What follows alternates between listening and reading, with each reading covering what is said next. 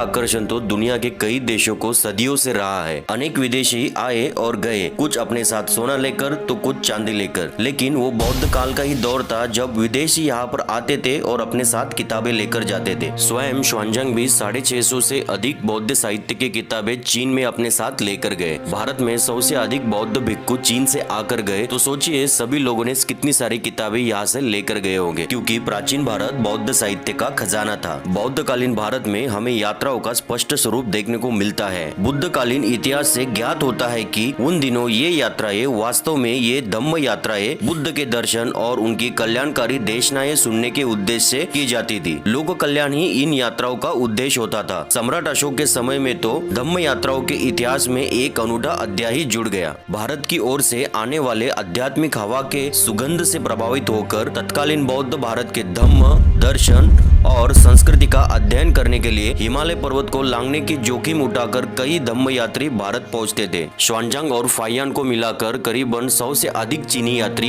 भारत में धम्म यात्रा के लिए आकर गए हैं। इन सभी की धम्म यात्रा के दौरान महान चक्रवर्ती सम्राट अशोक के पराक्रम के प्रमाण भग्नावस्था में सही पर भारी मात्रा में मौजूद थे। भारत में अंग्रेजी शासन बौद्ध धम्म के पुनरुत्थान और पुनर्जागरण का सबसे बड़ा माध्यम सिद्ध हुआ। अंग्रेज लोग बौद्ध धम्म के प्रति कोई विशेष लगाव नहीं रखते थे, मगर दुनिया भर के विलुप्त संस्कृतियों और साहित्य को ढूंढकर दुनिया के सामने लाने के काम को ही वो अपना पवित्र दायित्व मानते थे। इसी दायित्व के कारण उन्होंने सभी संस्कृतियों को, उनके विलुप्त धर्मस्थलों और इतिहास व साहित्य को जग जाहिर करना आरंभ कर दिया। इस अभियान के कारण ही प्राचीन बौद्ध विरासत दुनिया के सामने प्रकट हुई और आसिया की सर्वाधिक प्राचीन लिपि धम्म लिपि को पढ़ने में सर जेम्स प्रिंसेप ने सफलता प्राप्त की। सर जेम्स प्रिंसेप द्वारा धम्म लिपि को पढ़ने में सफलता प्राप्त करते ही जैसे भारत के वास्तविक और सच्चे इतिहास के स्रोत फूट पड़े। भारत की प्राचीन और विलुप्त हो चुकी बौद्ध सभ्यता को दुनिया के सामने लाने का श्रेय अलेक्जेंडर कैनिंघम को भी जाता है। जब सन 1861 में आर्कियोलॉजिकल सर्वे ऑफ इंडिया की स्थापना हुई तो उसके प्रथम डायरेक्टर अलेक्जेंडर कैनिंघम बने। सर अलेक्जेंडर कैनिंघम ने भारत के विभिन्न भागों में पुरातात्विक खुदाई की और उन सारी जगहों से बुद्ध प्रकट हुए। कैनिंघम जहाँ पर भी खुदाई करते वहाँ से बुद्ध ही प्रकट होते और इसका जवाब भी उन्होंने अपने जर्नल में दिया है। सर अलेक्जेंडर कैनिंघम अपने journal the ancient geography of India में लिखते हैं, ये मेरे जीवन का वो दौर था जब हर रात सोने से पहले मैं एक प्राचीन चाइनीज किताब पढ़ता था। ये किताब तंग राजवंश के बारे में थी और इस किताब का नाम था the journey to the west. इस किताब को चाइनीज बौद्ध भिक्षु xuanzang ने लिखा था। इस किताब में xuanzang ने प्राचीन भारत की ढेर सारी जानकारी दी है, जैसे प्राचीन मूर्तियां,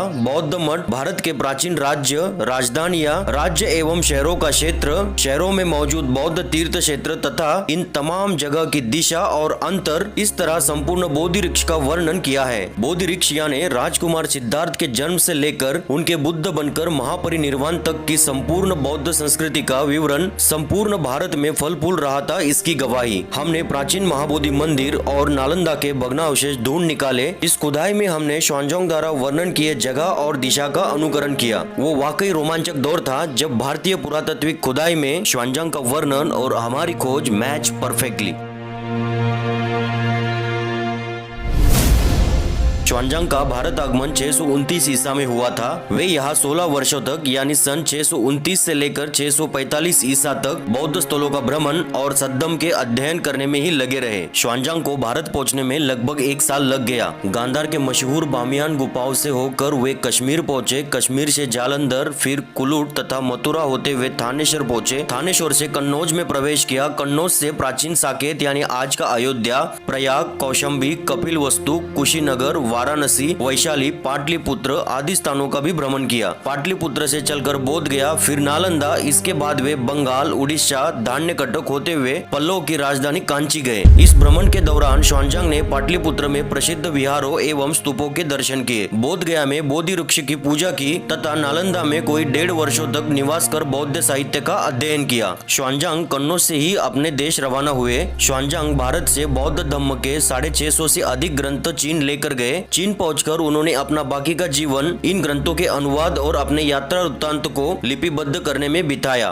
उदाहरण के तौर पर xuanzang द्वारा लिखे यात्रा वर्णन को भी हम देख लेते हैं। xuanzang प्राचीन नगर तक्षशिला के बारे में लिखते हैं। यहाँ पर नोट कीजिए, तक्षशिला ये तक्षशिला का प्राचीन नाम है। तक्षशिला का राज्य लगभग 2000 ली विस्तृत है और राजधानी का क्षेत्रफल 10 ली है। यहाँ पर वर्णन किया हुआ ली, जो कि दूरी नापने का एक चीनी पैमाना है, 5 ली 1 मील के बराबर होता है। राज्य के मनुष्य साहसी है तथा त्रिरत्न को मानने वाले यानी बुद्ध, धम्म और संघ को मानने वाले हैं। राज्य में बहुत सारे संघाराम है, परंतु सबके सब उजड़े और टूटे फूटे हैं, जिनमें भिक्षुओं की संख्या भी नाम मात्र है। ये लोग महायान संप्रदाय के अनुयायी हैं। उस दौर में संघ के आराम करने की जगह को यानी विहार को संघाराम कहा जाता था। राजधानी के पश्चिमी उत्तर लगभग 70 ली की दूरी पर नागराज इला पत्र का तालाब है। इस तालाब का घेरा 100 कदम से अधिक नहीं है। पानी मीठा और उत्तम है। इस तालाब में अनेक प्रकार के कमल फूल है। तालाब के दक्षिण पूर्व में 30 ली जाने पर हम 2 पहाड़ों के मध्यवर्ती रास्ते में पहुँचे, जहाँ पर एक स्तूप सम्राट अशोक द्वारा बनाया गया है। यह लगभग 100 फीट ऊंचा है। तो चलिए अब देखते हैं महाराष्ट्र के बारे में xuanzang ने क्या लिखा है। xuanzang ने महाराष्ट्र को मोलज कहा है। इस राज्य का क्षेत्रफल 5000 ली है। राजधानी के पश्चिम में एक बड़ी भारी नदी बहती है और लगभग 30 ली के घेरे में है। यहाँ की भूमि उत्तम फसल उत्पन्न करने वाली है।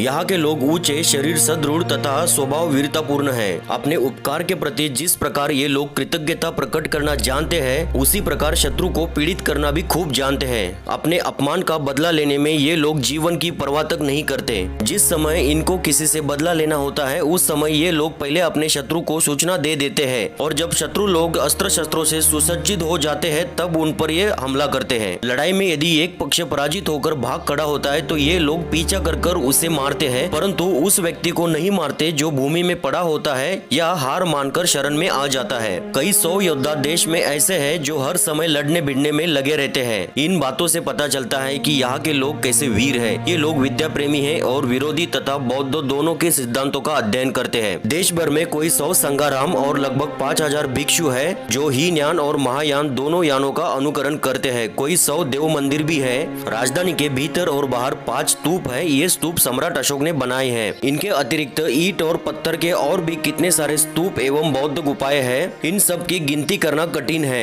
नगर के दक्षिण में थोड़ी दूर पर एक संघाराम है जिसमें अवलोकितेश्वर बोधिसत्व की प्रतिमा है। देश की पूर्वी सीमा पर एक बड़ा पहाड़ है जिसकी चोटियां ऊंची है और जिसमें दूर तक चट्टानें फैलती चली गई है। इस पहाड़ में एक अंधेरी घाटी के भीतर एक संघाराम है। इसके ऊंचे ऊंचे कमरे और बगली रास्ते चट्टानों में होकर गए हैं। इस तरह से xuanzang ने अजंता की गुफाओं का वर्णन किया है। इस तरह से xuanzang की मूल किताब सीयूके ने प्राचीन भारत के इतिहास के कई राज खोल दिए। इसीलिए भिक्खु xuanzang के इस योगदान को हमेशा यात्रियों के राजकुमार के स्वरूप में याद रखा जाएगा।